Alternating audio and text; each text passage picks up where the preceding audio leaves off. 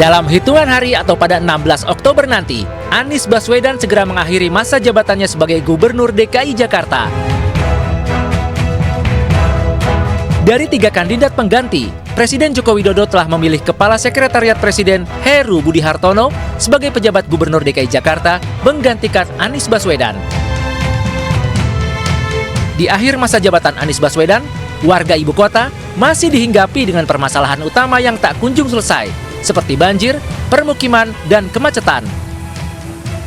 Heru Budi Hartono yang akan memimpin Jakarta hingga 2024 mendatang tak luput dikejar untuk menyelesaikan pekerjaan rumah ibu kota.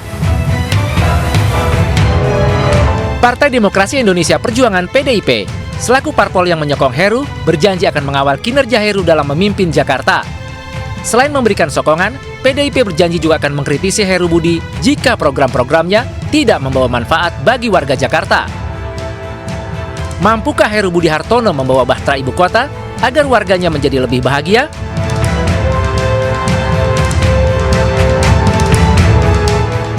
Presiden Joko Widodo resmi menunjuk Heru Budi Hartono sebagai penjabat Gubernur DKI Jakarta menggantikan Anies Baswedan.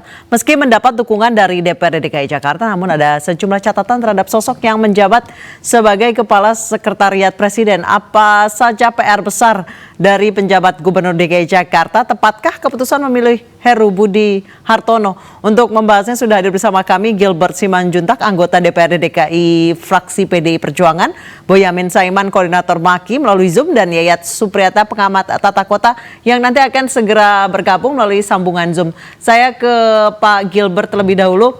Pak Gilbert, ini Pak Heru didukung oleh seluruh anggota DPRD DKI Jakarta. Track record seperti apa yang membuatnya pantas menjadi penjabat gubernur selama 2 tahun nantinya?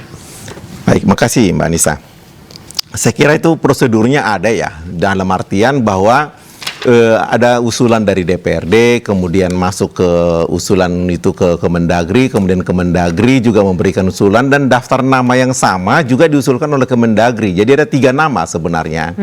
Ada Pak Heru, ada Pak Bahtiar, dan ada Pak Marullah.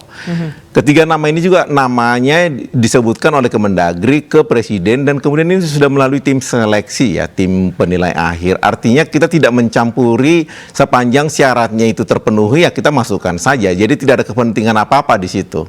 Sebenarnya dari segi peraturan undang-undangnya kan DPRD tidak dibutuhkan sebenarnya, tetapi kemudian dimintakan saran. Oke, tidak dimintakan saran pun tidak ada masalah, dan itu sudah terjadi di beberapa daerah. Kemudian beberapa daerah juga menganjurkan 3 nama, tetapi tidak dipilih oleh Presiden. Di luar nama yang mereka anjurkan, ada beberapa daerah DPRD yang marah. Sebenarnya itu kan hanya permintaan saran ya, memang saran ya boleh diterima boleh tidak.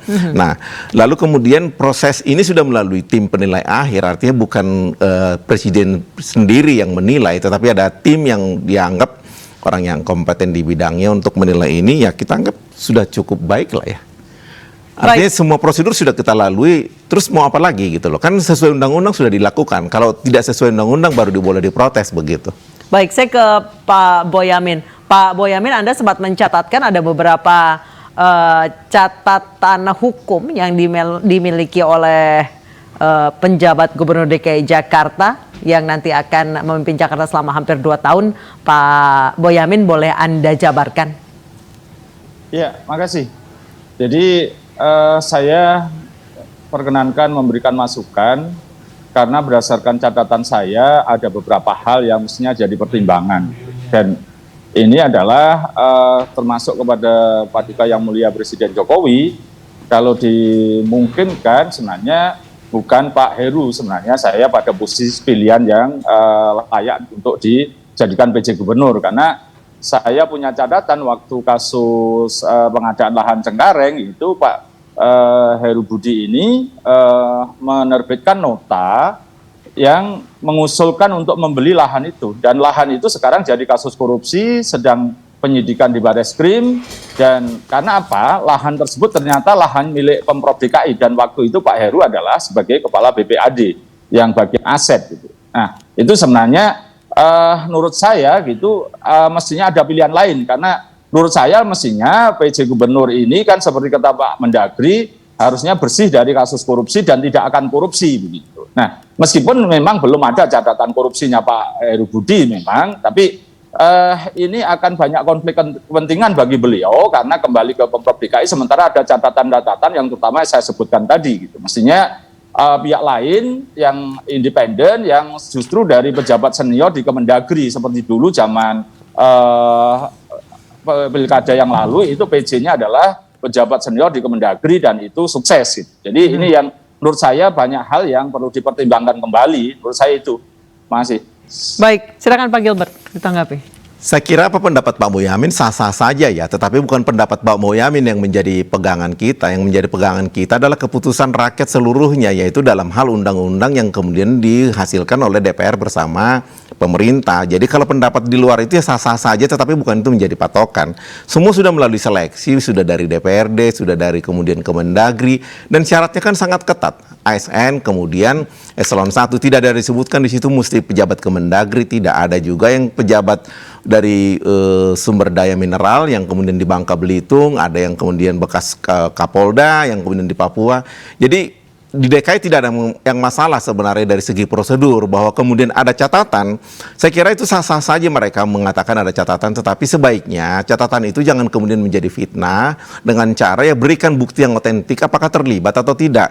Kalau hanya nota kan tentu ada pejabat yang berwenang untuk menggali hal ini, apakah Bareskrim, KPK dan sebagainya, dan itu sebaiknya diserahkan kepada pejabat yang berwenang. Karena kalau hanya dilontarkan begitu nota saja menjadi catatan kan tidak baik lah ya.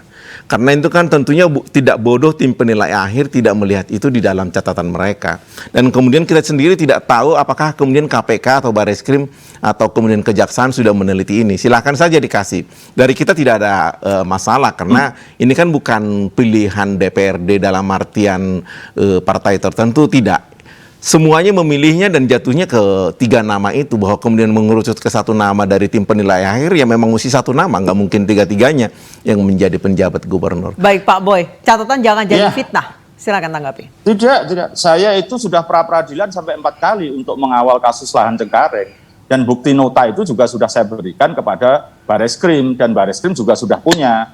Dan setahu saya Pak Heru juga sudah dimintai keterangan. Nah, proses ini sekarang sudah penyidikan, kemarin penetapan tersangka dibatalkan oleh Pengadilan Jakarta Barat. Saya kawal betul bagaimana proses itu, dan sekarang tetap penyidikan karena kemarin belum dianggap ada audit kerugian negara yang berkaitan dengan penetapan tersangka. Nah, sekarang Bareskrim sudah memulai lagi penyidikan dan segera penetapan tersangka karena BPK sudah turun kerugian negaranya, dan itu nota itu memang ada gitu loh. Justru ini saya khawatir nanti ketika ini mulai disidangkan akan banyak hal yang muncul gitu. Justru Pak Mendagri, Pak Tito itu awal-awal Juni itu mengatakan bahwa PJ Gubernur itu sudah melalui seleksi ketat yang tidak ada catatannya. Justru ini kok ada catatan. Nota itu penting loh Pak Gilbert, karena apapun di situ sebagai kepala BPAD yang mengerti aset, tapi kemudian justru mengajukan pada Gubernur waktu itu Pak Ahok untuk mengusulkan dibeli. Terbukti kemudian dalam penyidikan oleh Bareskrim itu adalah dianggap asetnya sendiri, dan oleh BPK dianggap asetnya sendiri. Bagaimana mungkin asetnya sendiri dibeli sendiri?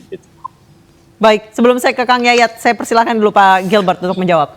Saya kira nota itu serahkan saja sepenuhnya bukti-bukti itu, dan kita juga tidak dalam proses bela atau menghujat Pak Heru, tidak. Kita posisinya netral saja, bahwa kemudian mesti ada penjabat gubernur kan itu yang kita tunggu untuk menyelesaikan beberapa PR. Bahwa kemudian nota itu dikatakan ada catatan, silahkan dikasih. Kita tidak against, tidak menentang itu, sama sekali tidak.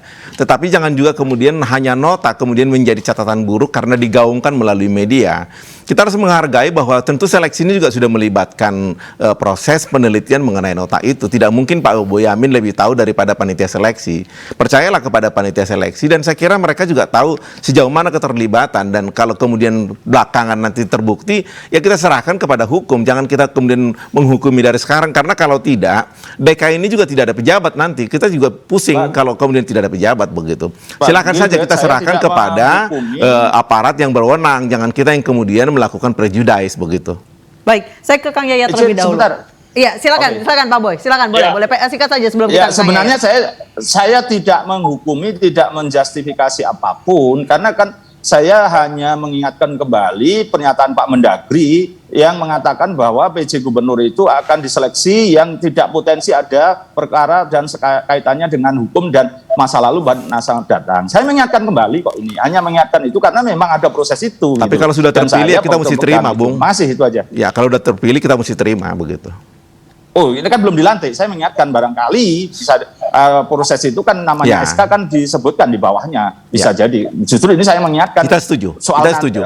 Kewajiban saya mengingatkan dan itu menjadi proses berikutnya kita kawal dan saya tidak menentang bahwa ini akan dilantik juga enggak. Ini kan proses saya mengingatkan. Itu aja, makasih.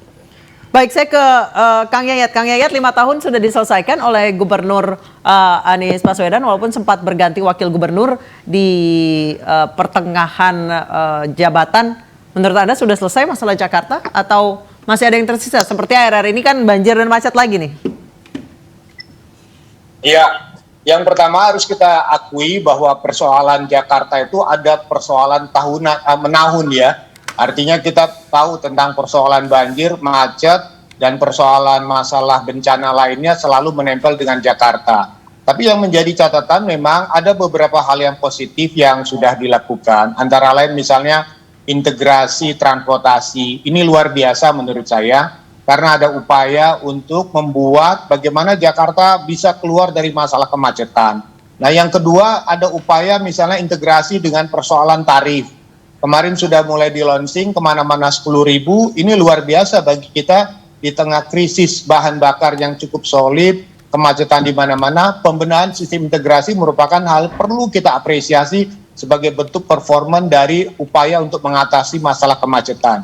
Yang kedua yang kita apresiasi adalah pembangunan trotoar ya, trotoar itu luar biasa, tidak ada pembangunan transportasi kalau tidak bersinergi dengan trotoar. Kemudian juga sarana ya, seperti kita ketahui ada sarana olahraga, penambahan taman, ekopark di Tebet, kemudian juga ada stadion yang cukup bagus, merepresentasikan merupakan kebanggaan Jakarta, tapi juga ada beberapa hal yang kelihatannya perlu kita sama-sama perbaiki. Saran saya yang pertama adalah satu, persoalan penanganan banjir memang sebetulnya dalam penanganan banjir di Jakarta ini tidak ada satu orang pun yang bisa dikatakan Superman, yang adalah super tim. Bahwa gubernur-gubernur di masa lalu dengan gubernur yang sekarang itu berkelanjutan upaya penanganan banjir. Jadi persoalan banjir itu adalah persoalan bersama di mana siapapun yang akan jadi gubernur harus lebih baik dari gubernur sebelumnya. Nah, sekarang menjadi tantangan apakah upaya yang dilakukan di masa Pak Ahok, Pak Anies bisa lebih maksimal lagi di zamannya Pak Budi. Karena otomatis kalau tidak ada kinerja yang lebih baik ya artinya masa transisi 2 tahun ini mungkin tidak akan maksimal. Dan kemudian juga catatan kita, misalnya contoh untuk program yang memang harus dibenahi sedikit adalah misalnya tentang persoalan DP 0. Karena persoalan DP 0 ini adalah satu hal, daya beli masyarakat yang menjadi sasaran target itu sebetulnya harus lebih fokus lagi. Karena targetnya menurun, karena ini terkait dengan kemampuan daya beli. Peminatnya banyak, tetapi begitu diseleksi oleh Dinas Perumahan dan Permukiman, diseleksi kembali oleh pihak perbankan, ternyata banyak bermasalah di BI checking. Jadi artinya dalam konteks DP 0 pun kelihatannya perlu kita benahi dalam sisi pembenahan target sasaran dan kemudian mengupayakan perbaikan-perbaikan lainnya dari sisi pelayanannya. Baik, masa transisi 2 tahun ini sebenarnya bisa digunakan dengan baik apakah ingin melanjutkan program yang sebelumnya atau mungkin ada pemutakhiran sebelum nanti berganti gubernur baru ataupun incumbent menjabat lagi. Pak Gilbert, Pak Boyamin, Pak Yayat, kita akan kembali berdialog usai jeda berikut ini tetap bersama kami.